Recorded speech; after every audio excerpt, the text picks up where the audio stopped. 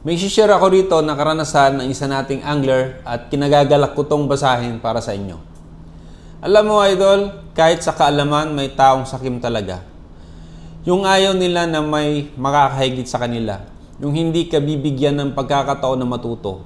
Sa karanasan ko idol, napakarami kong sablay sa setup pa lang. Nang nahilig ako sa fishing, pikit mata, order ako mga gamit sa Lazada. Panay na lang add to cart pala naman mga sablay. Pero okay lang. Tapos sa fishing na mismo, palagi zero. Panay boat casting, arkila sa bangka, per head namin 750. Baka naka 15k na ako nakakasakay ng boat. Wala maipagmalaking huli. Puro bokya. Di pa rin ako nahinto.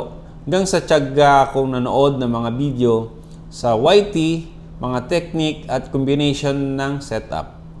At ganun din, pinapanood ko mga nakakasabay kong angler.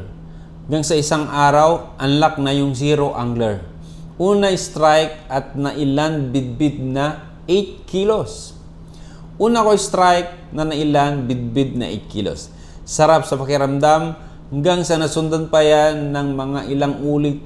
At nito lang nakaraan, nakapaglan na ako ng classic na isda, nakadali na ako ng 10 kilos na barakuda. Sarap sa pakiramdam.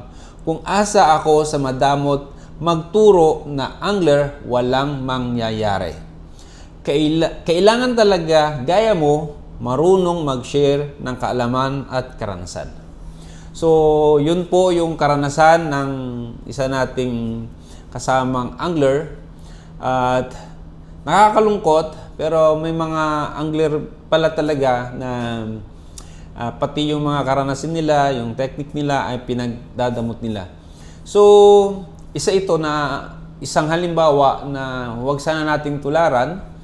Kung ano yung alam natin, kung ano yung naranasan natin, ay i-share natin para hindi na rin nila maranasan kung yun ay pagkakamali ba, at least may gawin silang salamin para sa ganitong libangan.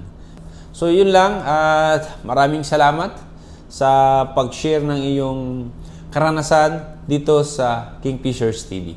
Thank you so much and God bless. Mabuhay ang lahat ng angler sa buong mundo.